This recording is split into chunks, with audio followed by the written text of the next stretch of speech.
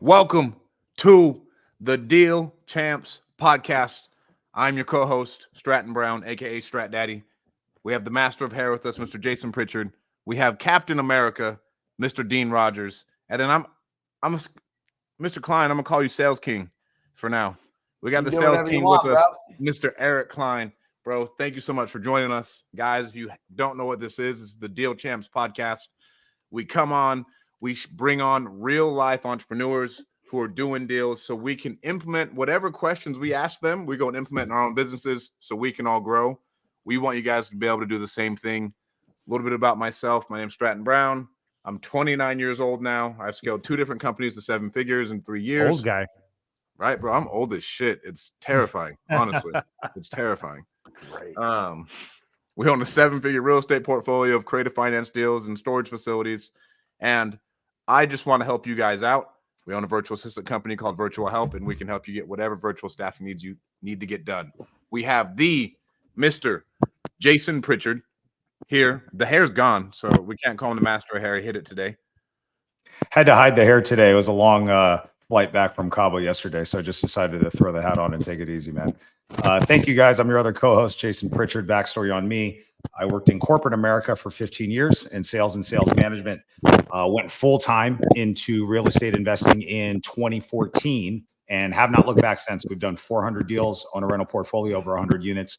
And like Strat said, the point of us and what we're doing today is just to try to transfer as many useful skills and ideas and things that you can take and apply to your businesses. So I'm really excited to have Eric on. Sales is something that is near and dear to my heart. So I'm looking to pick up a few things from him that we can apply to what we're doing.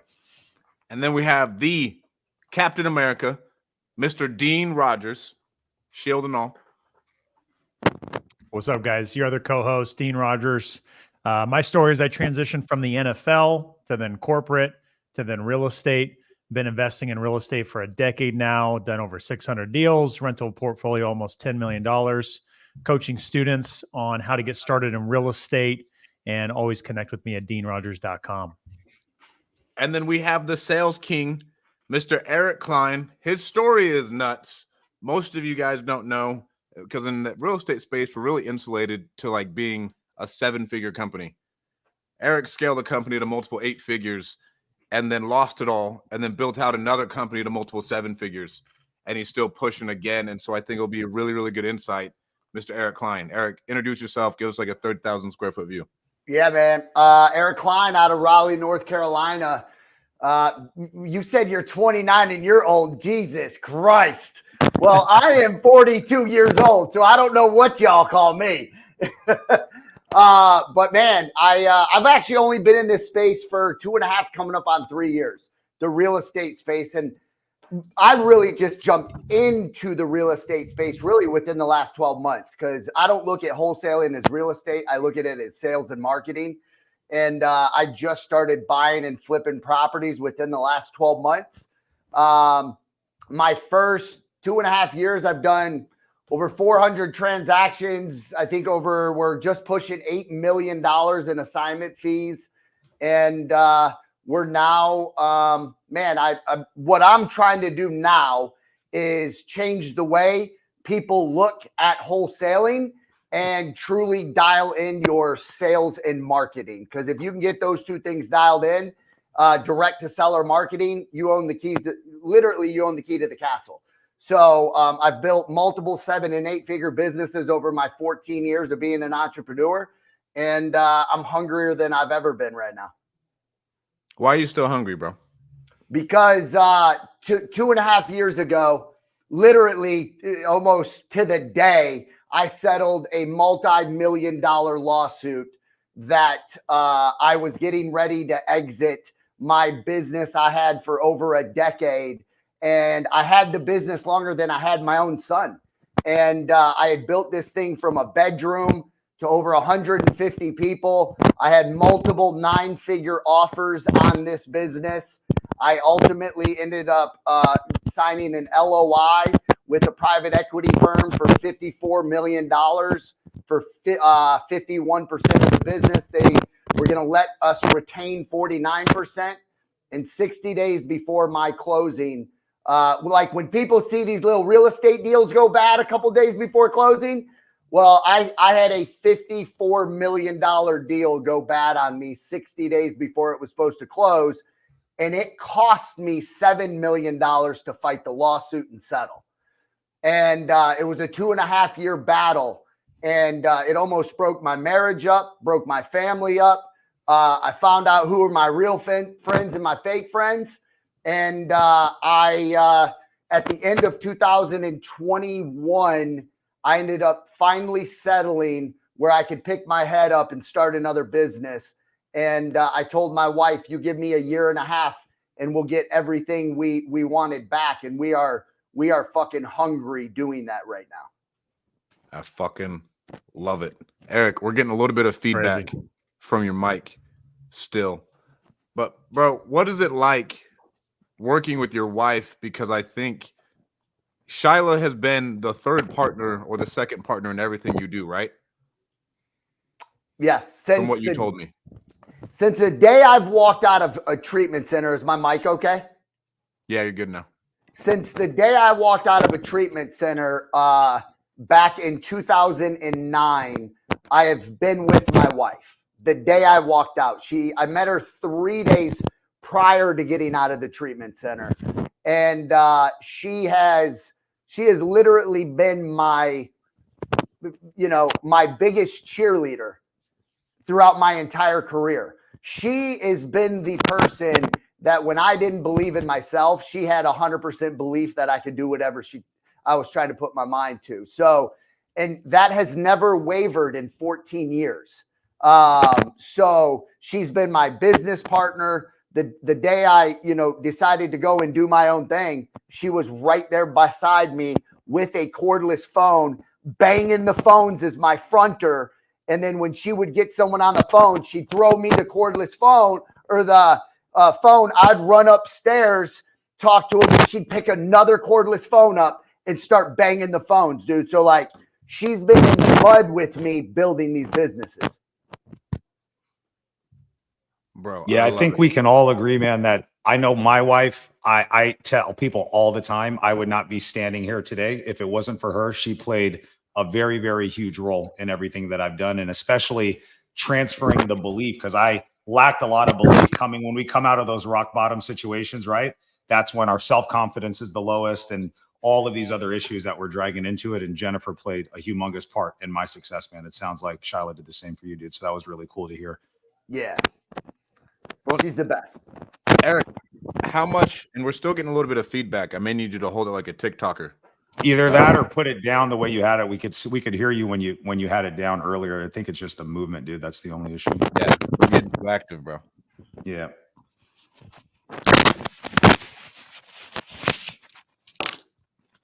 Can you hear me now? There we go. That's the damn dog. There we go, bro.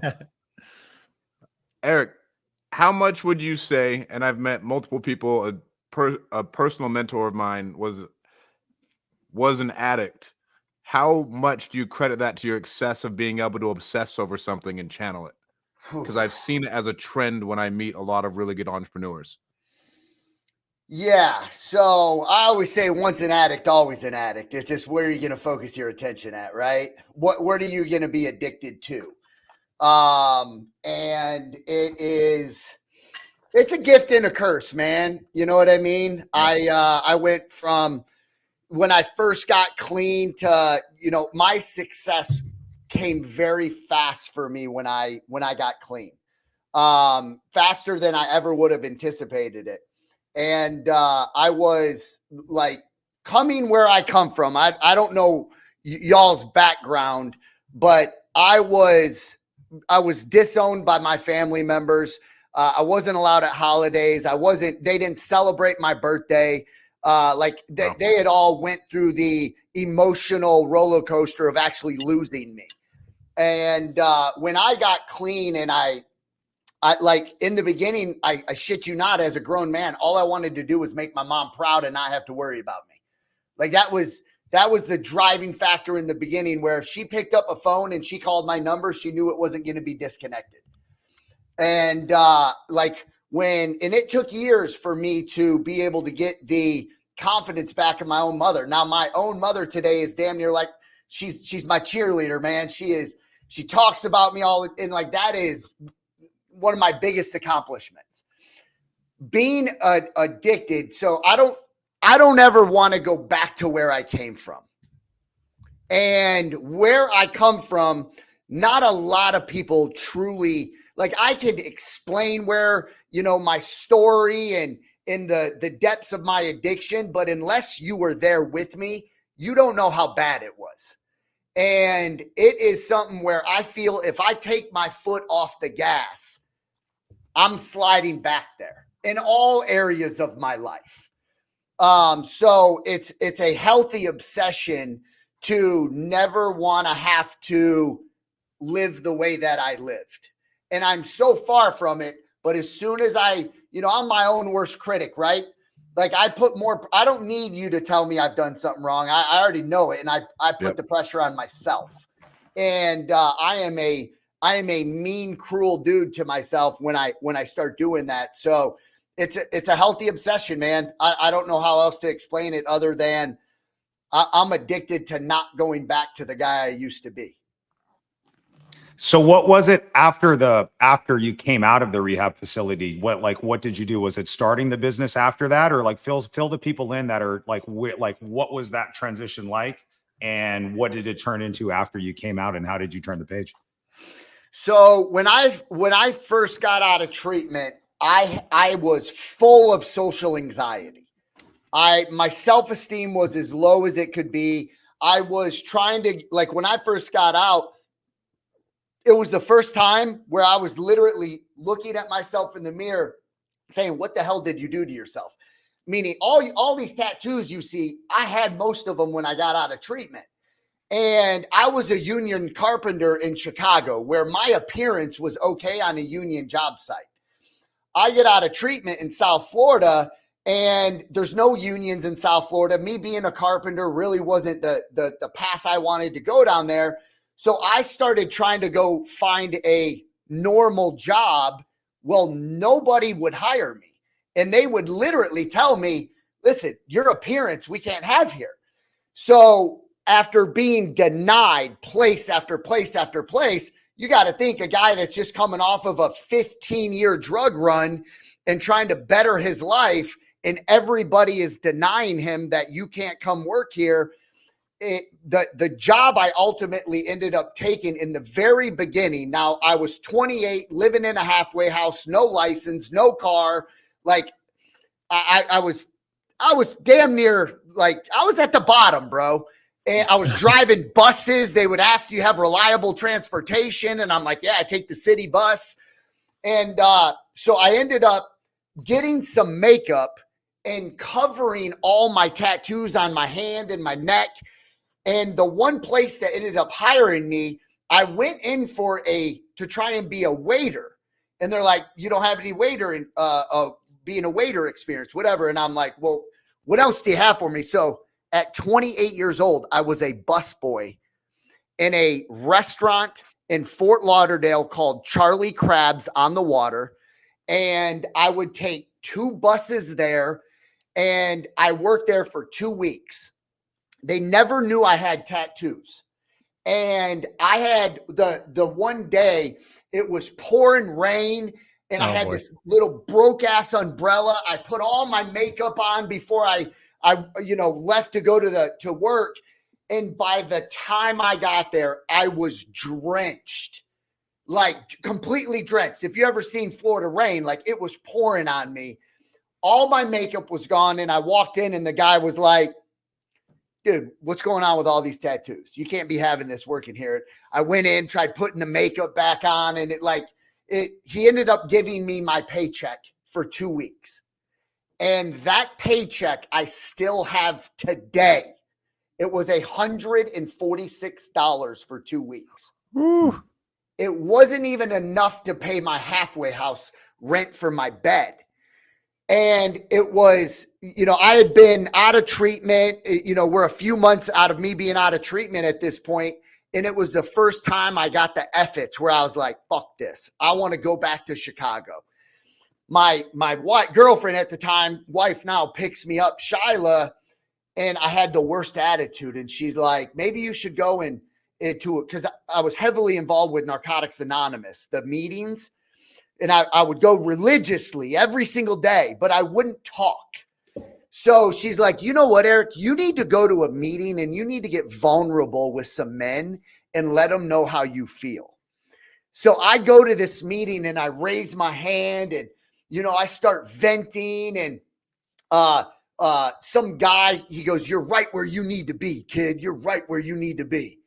A guy with 20 plus years clean and all that. And, he ended up giving me money to pay my halfway house rent because I raised my hand. I asked for help and all that. Well, that night I go back. Shyla brings me back to my halfway house, and there was a white piece of paper hanging on the door. And it said, telemarketers wanted $15 an hour. And I'm like, all right, maybe this is a fucking sign. So and that piece of paper has forever changed my entire life. I called the piece of paper and I said, listen, this paper's hanging on my halfway house. So I assume, I live in a halfway house. I'm a recovering drug addict. I'm full of tattoos. I don't have a license. I'm trying to get help, but I'm hungry as can be and I need a job. They literally go, you're just the kind of people we're looking for. And, I ended up going into that call center, again, full of anxiety, self-doubt, the phone fear. Like, I was not the guy I am today by any stretch of the imagination. And I was a hard nut to crack when it came to being good on the phones. They had a lot of work to do with me. You're muted, Strat. How long did it take you to actually get good on the phones? So when I started off at this company, there was, I don't know the exact number. There was 200-300 people in their sales pit. I started off as a fronter, a cold caller on a dialer. And so they went through an entire 2 week of training. Then they put you out on the floor. They do it like bleacher style. They would hire 50 people at a time. And then they would keep the ones they thought and they would put them on the floor at the end of the 2 weeks. So at the end of the 2 weeks, they put me out on the floor. And again, panic, phone fear. This is something I don't think I'm going to be able to do. But dude, legitimately, I was hungry. When people say like, man, I was hungry. Like I had no money. And so they put me out on the floors, headset on. I get on a dialer. And the company's model was they would test pilot campaigns.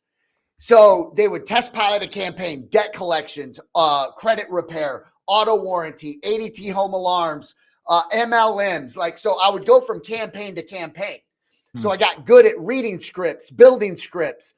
But my first 2 weeks on the phone, when we were in training, they were like, you want to match the tonality and mirror the person on the other end of the phone. So my dumbass, I get a guy from Hawaii on the phone and he's like, hey, brother. Well, I was in the military. I got kicked out of the military. I was in the Navy and I was stationed in Hawaii. But I got kicked out 2 years into a 4-year term I was supposed to do. So I get this Hawaiian guy on and I go, he's talking Hawaiian. And I'm like, hey, brother, like, how you doing, man? Like, I mirrored the way he was talking.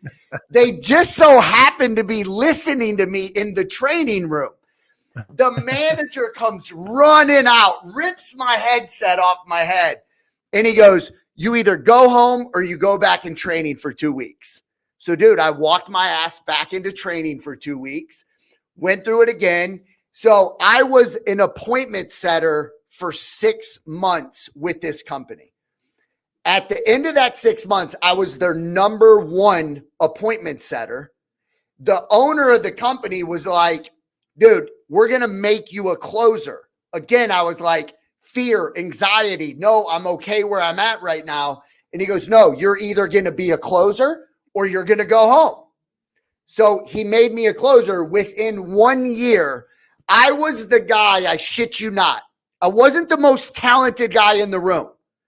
I was the hungriest guy out of anybody in that room. I would show up every single day with a lunchbox because Shyla would drop me off. I'd show up with a lunchbox and I'd have to wait for them to open the door for me. I would be the last guy that left. They would shut the lights off and they'd say, Eric, we got to go. They were telling me we got to go. I would work there from the minute they opened the doors till they closed the doors. And I became their number one salesman within 12 months. Bro, I love that. When did you start the timeshare company? So I worked there for a year and a half. And a lot of people ask me, where do you learn your sales skills? Well, dude, I have been in call centers, massive call centers for 14 years now. This is the smallest operation I've ever had or been in, the one I currently stand in right now today. So I worked there for a year and a half, and it was the best breeding grounds for somebody that wanted to go do their own thing. Yeah. Like, I learned so much at this business. I learned so many things to do right, and I learned so many things that I would never do in my business. So I took a lot of the good and bad with me, but I didn't implement the bad. I said, I'll never do that. So I worked there for a year and a half, and then I went to another company for like 6 months. And then finally, Shyla and I were like, you know what? Let's do our own thing. We care more than any of the people that you're working for. So let's go do our own thing. So I was probably 2 years into my sales career when I bought a stack of paper leads of timeshare owners because I knew a guy that knew a guy. And he said, you can get people out of timeshares. And I was like, cool. I don't know what a timeshare is, but I heard nothing but bad about them. So if I can get somebody on the phone, I can probably talk them out of their purchase. And me and my wife bought a stack of leads, started pounding the phone, had no clue how to get somebody out of a timeshare, but I'd get them on the phone. I'd go through this pitch. I'd get them under contract, just like we JV. I called another company that did what I did. And I was like, hey, I'm signing people up to get them out of their timeshares. Can I just pay you half of what I've charged them and you can fulfill the contract? That's how I started that business. Bro, I love it. Yeah. What were some of the bad things that you learned at those big call centers that you've applied over time that you've seen created bad culture and everything else? Leadership. The owner of the company, I'm forever grateful he gave me a shot on the phones. Like, I literally, I'm grateful this man took a chance on me. But the way he ran the company was as reckless as I've ever seen. He would literally be banging the front desk girl in his office, and everybody knew it in the middle of the day. And it's like, but that's wild. When I tell you he had a his very successful company, the way he he only hired recovering addicts in the beginning. So the turnover was as high as could be.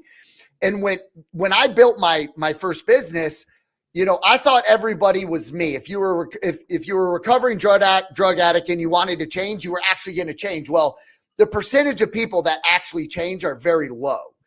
And when I started building my first business, I was hiring a lot of people fresh out of treatment that were good at sales, but as soon as you get a good paycheck, they're gone. You don't see them. So I built that, for the first 2.5 years. And then I realized, I'm like, man, not everybody actually wants to change. So that was one thing is in the beginning, I took that bad habit with me. I don't do that anymore. Leadership. I will never have somebody waiting at my front door of my office to get in, because I used to be that guy where I used to have to wait for somebody to let me in. I make sure when somebody shows up at this office, that door's open for them to walk in. So I beat everybody by a mile, so nobody has to wait. Training. I'm a firm believer what you put into your team is what you're going to get out of your team. So I'm real big on training. I'm real big on leading from the front. I've never been a business owner that sat in my office. I am very hands-on with my team. I always preach, I'll never ask you to do something I'm not willing to do myself. There's days that I will go sit in the cubicle with my team just to show them, like, dude, I got your back. Like, I'm here with you doing this damn thing. Today, I will go sit in a cubicle and I will beat the shit out of these leads with my team.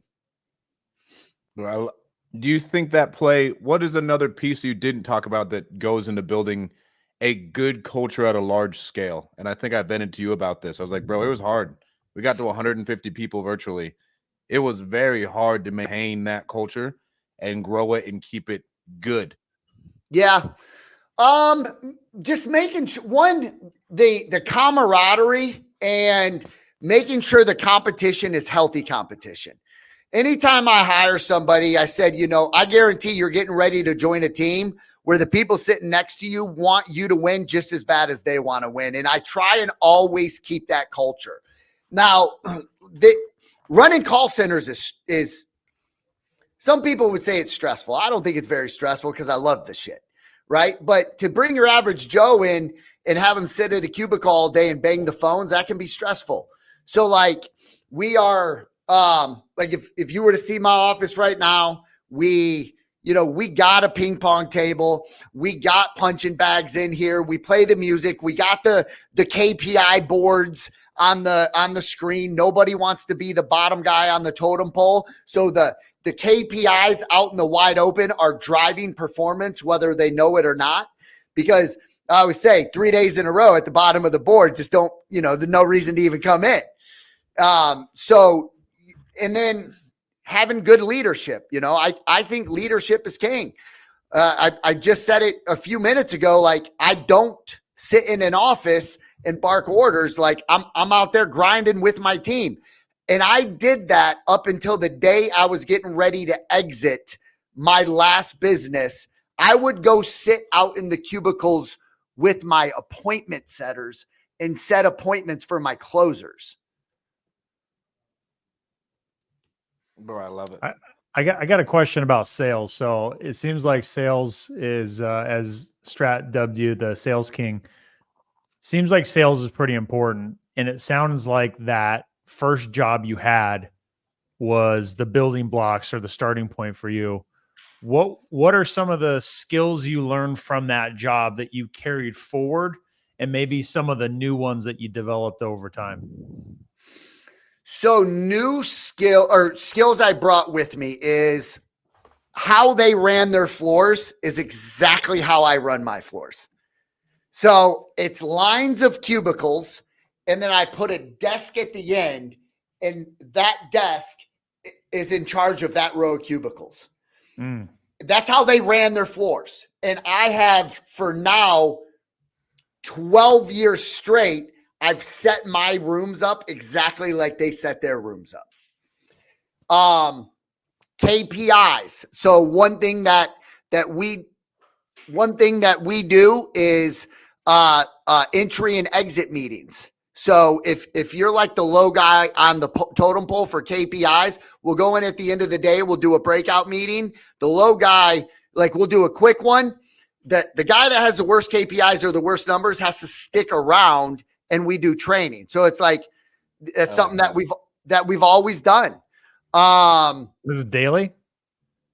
Yeah, we do daily meetings. Wow. Yeah, we do daily meetings. And that's team and departments. Some days may not be as long as others, but we do daily meetings here. And it doesn't matter if you've been there for 12 years or you've been there for 1 day, you're going through the training? You're going through. Eric, it sounds just like, based off of the way that things are set up, and correct me if I'm wrong, everybody is in person, in your office, grinding with you there, right? Are you able to, or have you leveraged virtual teams? Because I know a lot of us are doing that, and my callers are virtual, right? Like, how would you recommend somebody go and take some of these same things? Or are you just thinking in person because that's the way that you grow it is the best way to do it? So all of our cold callers are virtual. All of our closers are in-house. Nice. Got it. That is the only thing that is virtual for us. I've never been a fan of virtual on closing, and here's why. I've been in that seat before. Like, I know exactly what a day in the life of an acquisition manager is. There's days you want to literally beat the shit out of your computer. You know, your attitude goes to crap by 10 o'clock in the morning. So many variables. And to do this by yourself is hard. Like, I don't look at my office rent as an overhead. For me, it's like, dude, if without this office, I got all these people virtual, and it's like herding cats, getting them to, like, we have one guy's having a bad day. You got 4 other guys that are there to bring you up, right?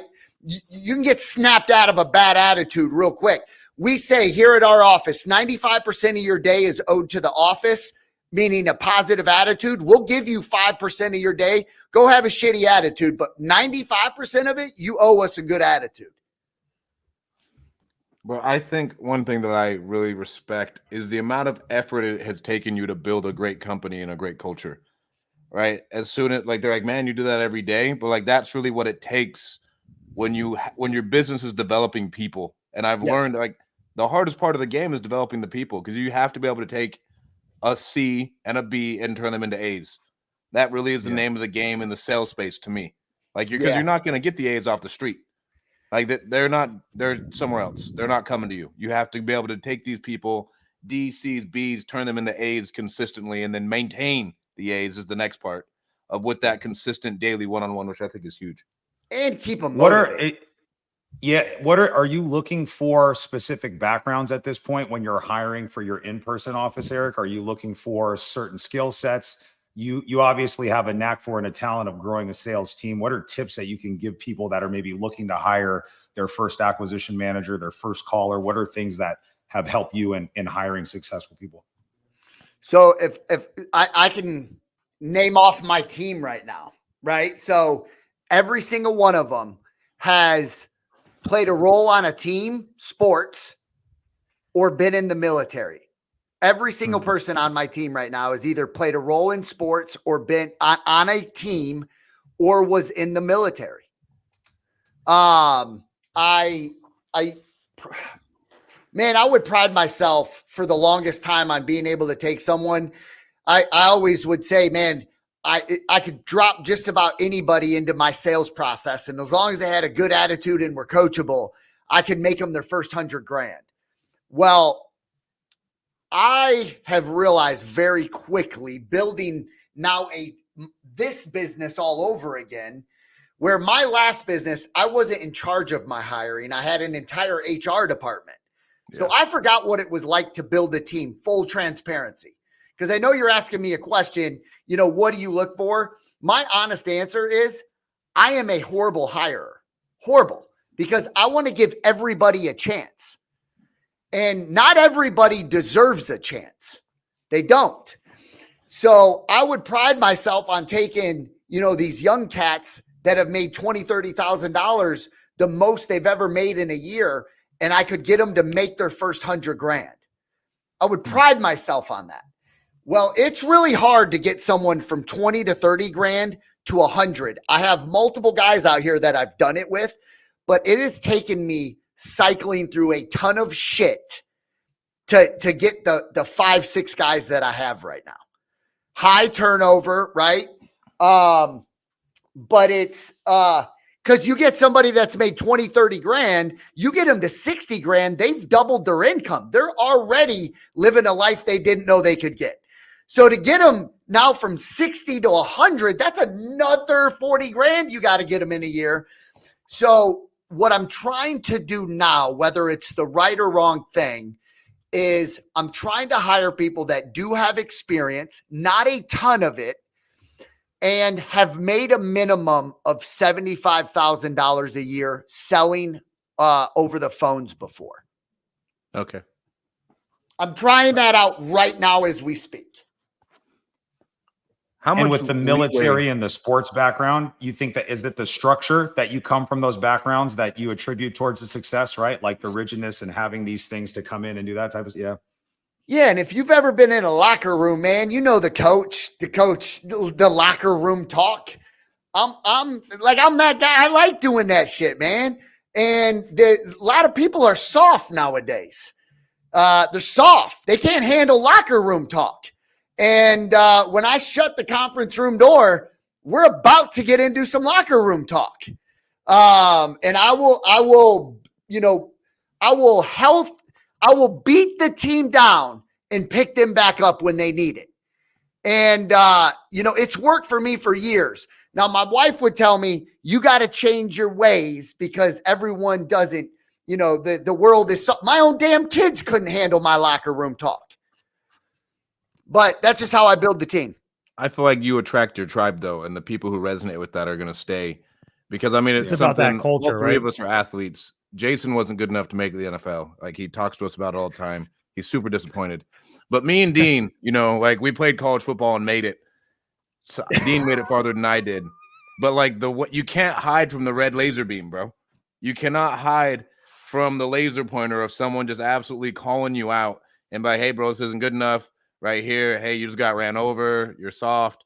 Blah blah blah. This is bullshit. So I agree with that 100%. With these people, bro, how much leeway are you giving? Because I feel like you're a very kind-hearted man, right? At the same time, because I'm super kind-hearted, and I want them to win so fucking bad, and they have the attitude, but then they still just can't cut it.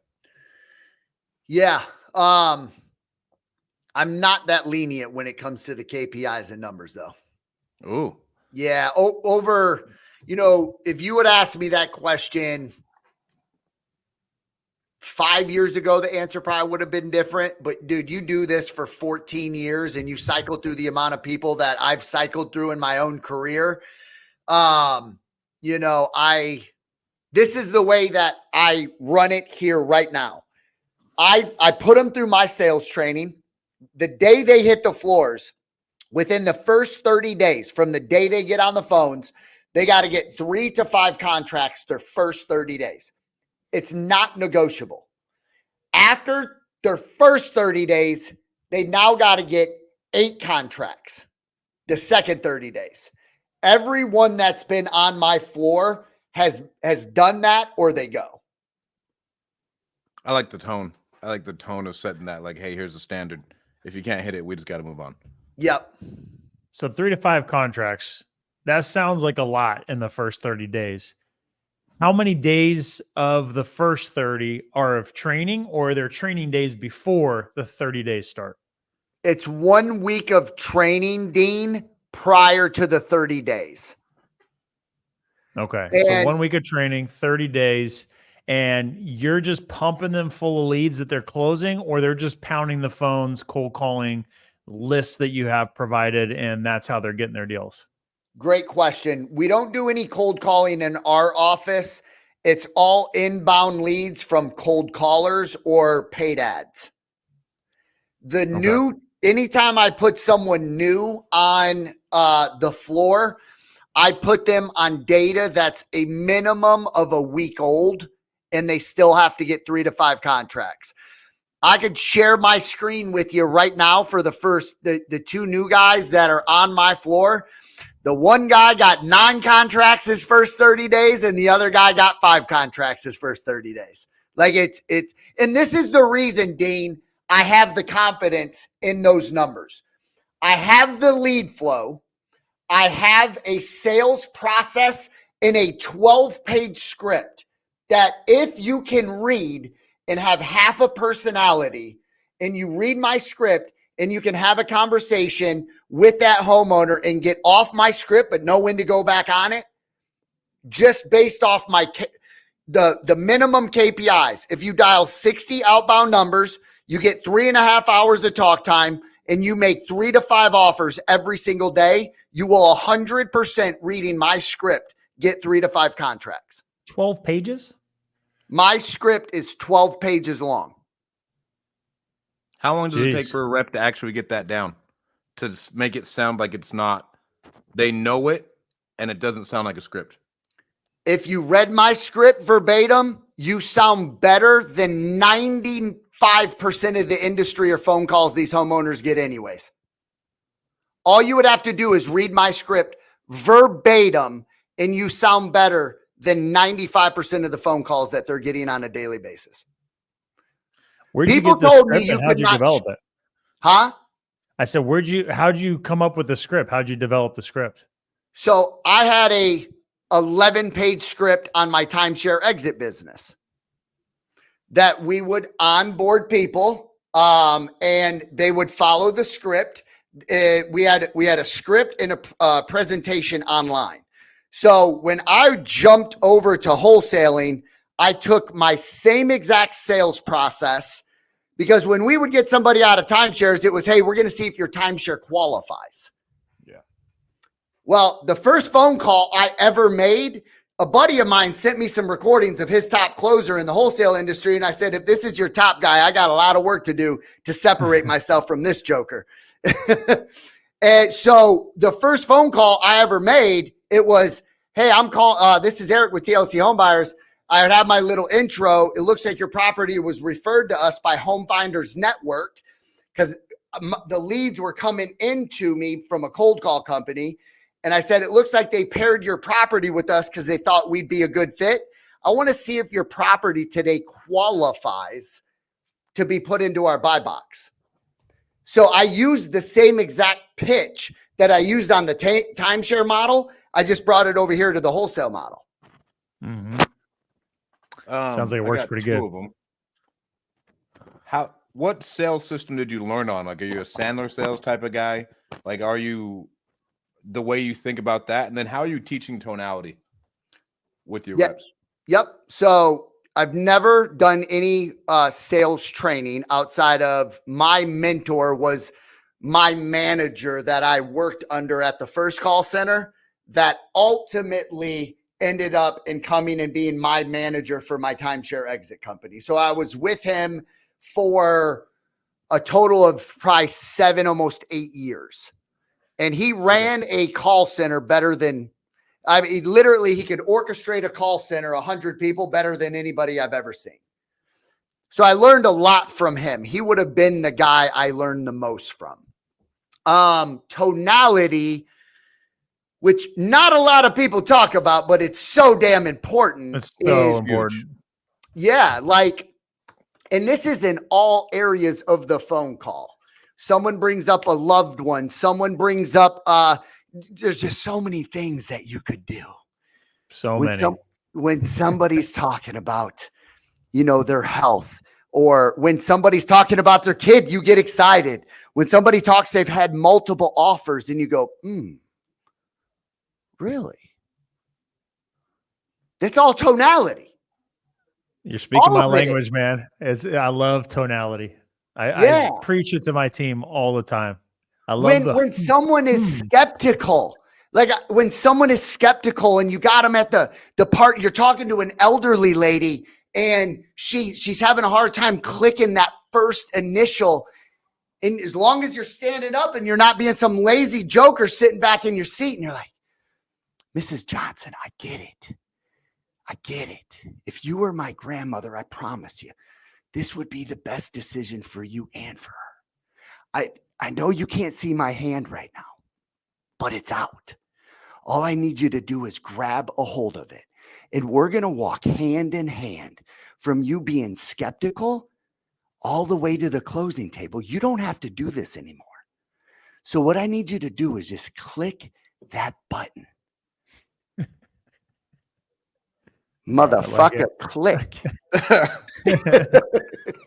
But hey, dude, that's the way I talk to these people. You have to, though, Eric. I slept on it a lot. How do you train that, right? So like this is a good topic of discussion, right? Because on a script, there's certain questions that you can train and certain process that you can follow, but that sounds to me like an off script thing that somebody has to be really good at actively listening, hear the tone, right? Adjust their tone automatically on the fly to kind of match it. So what are ways that you've able to transfer that to your sales guys? It's at the end of the day, man, I have yet to be able to get a guy to stand like this. Cause when I do it, I'm literally, for me, it's acting. Like I am on stage. My hand's out when I'm saying this shit. Like it really is. And I go over and over and over and over and over it with my team. Again, my team is green as can be. They're all green. They came to me with 0 sales experience. So I am still training them to get to where, I'd love all of them to be, but it's a matter of them getting uncomfortable and trying it all for the first time before they see the magic in it. Someone doesn't know the importance of tonality until they do it multiple times and they see the effects it has. Yeah. It's something that comes with lots of reps, dude. Yeah, no, for sure. Yeah. Like anytime someone's skeptical about doing business over a telephone or over like third-party stories, I don't think people understand the power in those. Third-party stories, man. Bro, I had another question for you on this whole thing about, do you study storytelling in the first place? Because I think that goes into being a good sales rep. So I don't study. I don't want to say yes to that, right? I don't study storytelling, but I am a big believer in third-party stories. And a third-party story for anybody out there, I don't know if this is live or not or how this gets casted out there, but you don't have to be the one that has been through the story. A third-party story can be anybody that's ever told you that story. And it's like anytime I'm talking to somebody on the phone and maybe, they're selling the property because one of their family members has cancer or they have cancer. I've never had cancer. My mother's never had cancer. My father's just recently had it. So I didn't have this story until now, but I would always go to my wife's parents. And when I would tell those stories, not only am I using a third-party story, but my voice is changing. I'm talking about a loved one and what I would see my wife go through when the radiation my father-in-law had to go through. So the third-party stories makes it so much more real when it's not about you and you can use that third-party story. So don't sleep on any of these objections. When someone says, I need to think about it, you can use a third-party story on that. When someone says, I'm talking to another a competitor, use a third-party story for that. You should have a third-party story for damn near everything. Bro, what are you doing actively to grow yourself? And what were you doing at the beginning on that run? I mean, essentially you built a $100 million company. What were you doing actively to grow better as a human? And because you have to transform a lot to get there. Yeah. That's not just you were born that way. Yeah. So I've always had I've always had a mentor. Always. I've never not had one. And I go to mentors today for very specific reasons. Yep. And I'm finding out that the higher you go up the totem pole, the more money you are absolutely going to spend. So a few things that I'm doing right now, like I am absolutely in 2024 going to grow my brand, my personal brand. So like I went to a guy that has built a stupid successful brand within a matter of a few years, paid him some really, really big money to get in his circle and find out his blueprint. To better myself, me and my wife right now, we've been together 14 years and we are more aligned today than we have ever been in 14 years. So like we get up every single morning, we do a morning walk together. Like you're asking me, what do I do to get better? Like I want to have my relationship with my wife right now strong, because for 2.5 years going through lawsuits, it was very rocky, mine and my wife's marriage. I am so grateful today that she is still by my side and I'm not trying to do this by myself. So like my marriage is as important to me today as my business, where if you would ask me 2.5 years ago, my business trumped everything, being a father, being a husband, being everything. And I'm just trying to, I'm trying to be better in all areas of my life. And it, you know, whether it's reading, podcasts, all that shit. But for me right now, I'm focusing heavily on my marriage, because when my marriage is strong, I do really good. Bro, you always, when we talked, like, I want to say 6 months ago, I was like, after everything, what's the number one thing you learned? And you said diversify. And it's something that I don't necessarily agree with at the beginning, because I think you need to go balls to the wall to grow something that is meaningful, and then you diversify. So explain that to everybody else, because like I can't blame you for your opinion. It makes sense. Well, I think my past has made me want to believe that, though, right? Whether it is right or wrong, 100%. My past experience has absolutely scarred me. So I was all in on my timeshare company. I did not do anything else. And when that all came crumbling down, me and my wife were netting $8 million a year when that thing crumbled. Not growth, we were netting.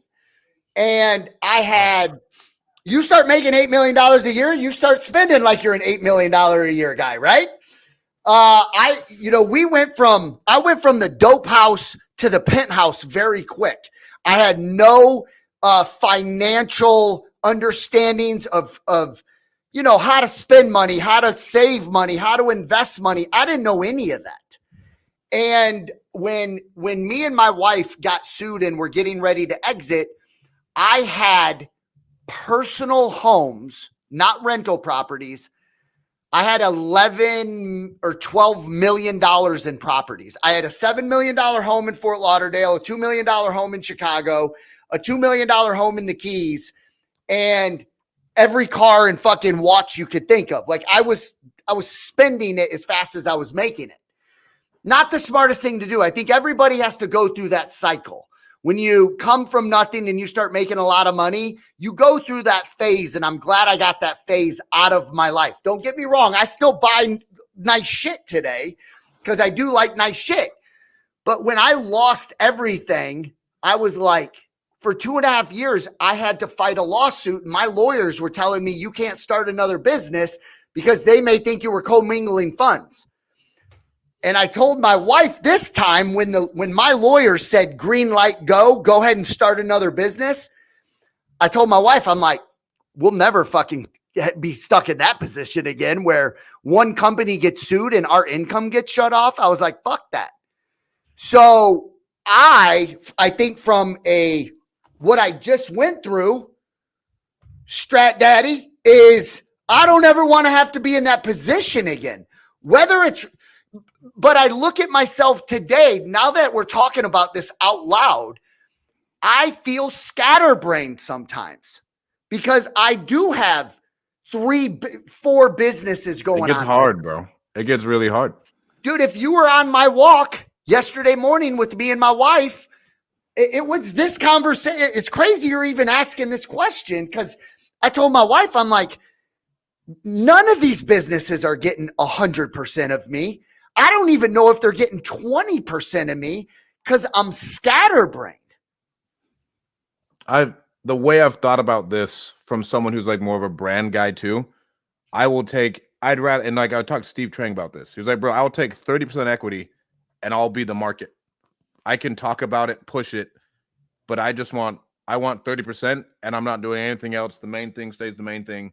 Yep. And we keep pumping and growing that and giving all of our energy to that. And that's what makes the most sense.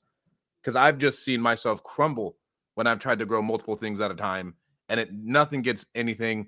And then I don't develop the leaders and the culture good enough is what I found. It is very, very hard to develop people at a high level when you're that scattered.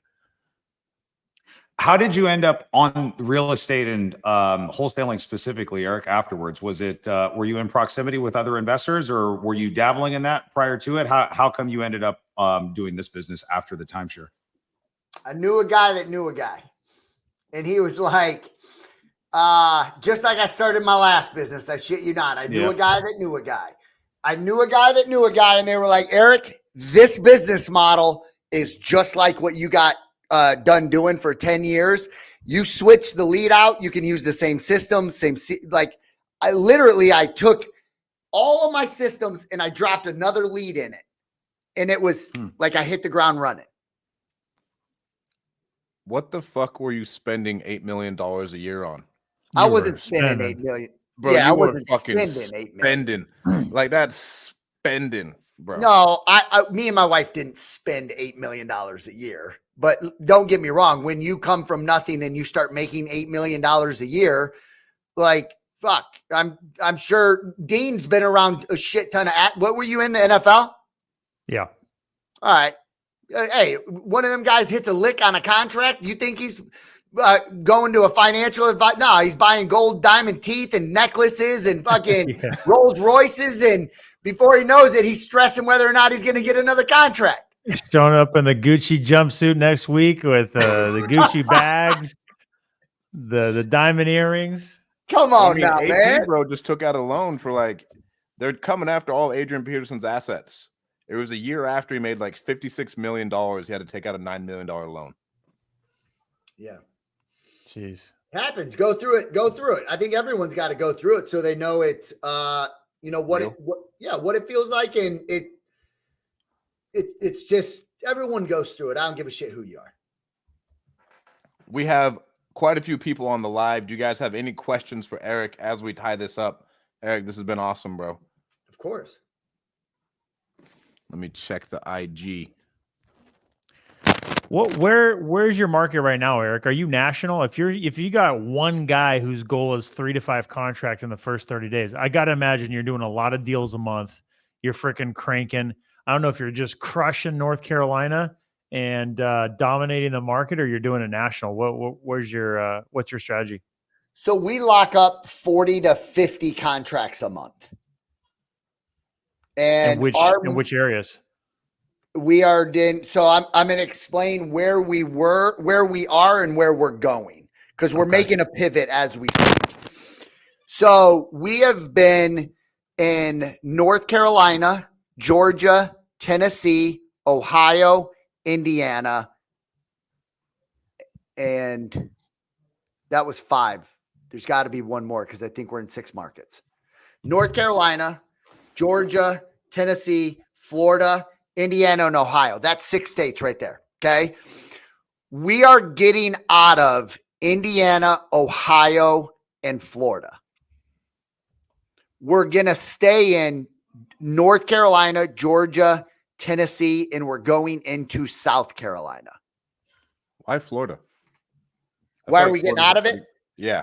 It's not that it's a bad market. It's just we've looked at all of our deals, and we just do better deals and more deals in the other markets. So it's like if we were to take our acquisitions time and put it in those markets, we're ultimately going to get more deals. Will you name off those markets again? Because I feel like Indiana, you're doing onesie twosies, but you're doing a lot of them.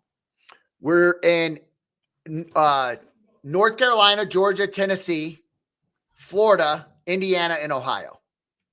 Is Ohio and Indiana the same thing to where you're not really making licks? You're getting base hits. You know what I mean? But I mean, shit, a $10,000, $15,000 deal to somebody is, that's a good deal for some people. We like our average, our average deal size all of 2023 was 22 and change. Okay. Oh, yeah. Now our model, Dean, for even till today, we are very, very heavy on absentee owner data. Very heavy. We buy for almost a year and a half, in all of our markets, we kept our home value at 330,000 and under. We kept equity at 20 to 100%. We exclude LLC and trustee. We bought all major cities in an hour outside of it. Our average offer accepted was $177,000. So we were like, let's just stay in this honey hole as long as we can. And the only thing we've changed here recently is we brought our our home value from 330 to 500. Now we're buying homes 500,000 and under. Why the change there? Because we had bought all the data. I feel that. So you need more How do data you guys- is the reason? Yeah. How do you guys handle the dispo? I mean, 40 to 50 contracts a month. There's a lot from transaction coordination, working with buyers, all of that stuff, right? So your acquisitions guys are closing deals. What does the disposition side of the business look like for you? So we have 3 full-time dispo. We're getting ready to hire 2 more. We don't want our dispo reps to have more than 10 deals in their bucket at any given time. We're actually trying to get it down to 6 per agent. We're closing 40, last month we did, I think it was 40 or 41 contracts. Those got to go through, getting pictures, getting lock boxes on them. Then they move over to dispo. So like if I were to look in and see exactly how many deals we have in our actual dispo department right now, we have a total of 31 contracts in our dispo department right now. What's your conversion rate on contracts? What do we go to close? Yeah, because virtually I've fucked up hard on multiple contracts to where I thought we got a home run and I was completely off. We had to cancel. Yep. So we're at a 50% cancellation rate right now. Okay. So we lock up 40. We're going to fund on 20 of them. Now What what do you think the reason behind that is? Well, so it's a mixture of a lot of things, that 50% cancellation rate. Just so, and I'll explain it now. It's whether there's title issues. That's one reason, right? Yeah. That's big. The seller ghosts us. They never answer our call again. Yep. Our acquisitions offered too much. Sure. Property was misrepresented. And then our dispo team didn't work the deal hard enough. Yep. So that 50% is made up of all of that. Yeah. If we were to break it down to what percentage is acquisitions locking it up too high, I couldn't give you those numbers. I can't imagine dispo wasn't working too hard. I feel like that'd be like the last one, no? Or like, what's your experience with that? Because I've not really heard that a lot when it comes to, let's say, a contract getting moved. You'd be shocked, dude. We went back and looked at all of our cancels from last year. This was very eye-opening to us here over just the last couple months. We went and looked at our cancels from last year. We picked 50 of them out. Just 50 random cancels. I took 10 of them. 8 of them were moved at or above our asking price. That's fucking hurtful. Yeah. Oh my That God. we stopped. So, but we learned something, and this is great information for your listeners. We learned a very valuable lesson. Our number one exit strategy right now for moving deals is the flat fee MLS, not novations, flat fee MLS. We do novations, but the biggest buyers list you're ever going to find is on the MLS. Yep. What we were doing is we were putting a 30-day business close in our contract in a 15 business day inspection. So we weren't having that much time on the MLS. We could put it up there for 3 weeks and then we'd have to take it down. We'd see somebody else put it up there and it would sell in 45 days of being on the MLS. Does that make sense? It does. Mm-hmm. Why flat fee MLS versus novation? And why don't you talk about the difference? Flat fee is where we're going and looking for cash buyers. We're looking for a cash buyer on the MLS. A novation is where we're looking for a conventional buyer. What's that conversation like on that front end where I'm guessing you have a longer timeline than any other person you're competing with. So like, what are you telling them? We just, obviously time has to fit into the deal. Yeah. If they're pressed for time, and like novations does not work. And I'm nobody to teach novations. We do them. Like last month, I think we did over 200,000 in novations. I don't know the exact number, but we do a healthy amount of novations. But the pitch for us is we always go cash first, and then we come back. This was from Eric Brewer. He's the one that literally taught our office. It's the whole there is this program, the EPP program, which is the Equity Protection Program. Out of 50 properties, two might qualify. I can go back there and see whether or not it's something that we can get your home approved for. And it's literally that. You want to agree on the number, then everything else is negotiable. Once you can give them what they want, the deal is easy. And then you're just like, all right, we need 45 days to close, flat fee, MLS it, and call it a day. Yep. We are looking at, though, in that area, you want to look at all the sold properties. When was it listed? How fast did it sell? How fast did it go pending? All the ones that are listed right now, are they still for sale? How long have they been for sale? Because that is going to determine what you want to put into your contract. Yeah. Because in some neighborhoods, dude, you could do a novation and it's done in 35 days. Because properties, every time you list them, they go pending in a matter of 2-3 days. That's really, really good information. Yeah. Jason, Dino, you guys have anything else? No, it's been good stuff, dude. Very, very impressive. I got like an operation hour's with the worth numbers. of more questions, but I think for today. Yeah, no, this is super good stuff, Eric. Really, really good. I know anybody listening to this now or later is going to get a ton of value. Appreciate that. And bro, what's your last words for the people? Last word for the people. I'm assuming most of this is what? Wholesalers on here? Real estate investors. Real estate investors? Yeah. All right. I'm going to talk to the wholesalers that are out there. It's goddamn sales and marketing, period, end of story. You get your sales and marketing dialed in, this becomes very easy. Your biggest your biggest hurdle in this space is separating yourself from the competition. This space is full of amateurs, and I mean that. It is full of amateurs. I believe the message that is being, scattered to the masses is wrong. I really do. In order to get somebody to sell you a house over a telephone or in person, it doesn't matter. Man, that is a big decision to do. And if you're doing it virtually over a telephone, that is not a 5, 10, 15-minute conversation. You got to dig deep. You got to love the one you're with. You got to wonder at the end of that conversation, do they like you, trust you enough to put a signature on a contract, and 30, 40, 60 days later, they're expecting money to be in their bank account? Do they trust you that much? Mm-hmm. And if you can answer that question honestly with a yes, make an offer. If not, stay in the conversation, dig deep, build rapport, find the pain, be a solution, and separate yourself from the competition. Well, that's probably one of the best ones we've had so far. Oh, yeah, that was a fucking fire-ass line. Thank you so much for coming on, bro. Guys, we forgot to mention the Deal Champ Summit coming up on April 19th and 20th. Do not forget it. Go get your tickets. We'd love to have you there, Eric. If you're free, bro, we'd love to have you there as a VIP guest, bro. It's been great talking to you.